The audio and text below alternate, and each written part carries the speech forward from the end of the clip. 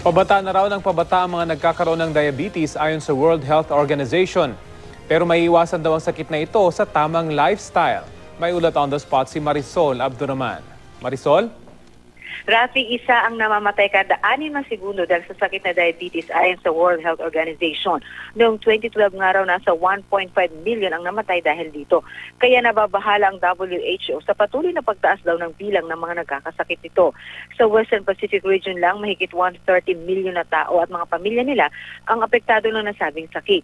Ang nakababahala pa raw, Rafi, ayon sa WHO, pabata ng pabata ang apektado nito kumpara raw noong mga nakaraang taon na may mga edad lamang ang nagkakaroon daw ng diabetes at kasama na nga rito ang Pilipinas.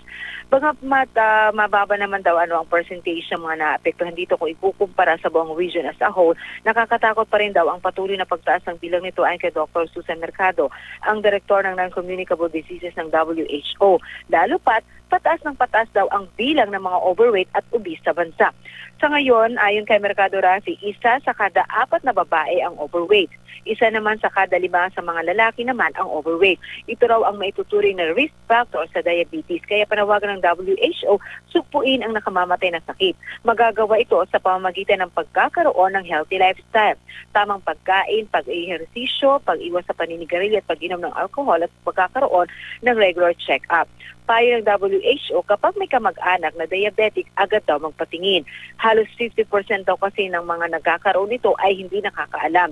Late na raw nalalaman kung kailan komplikado na ang sitwasyon.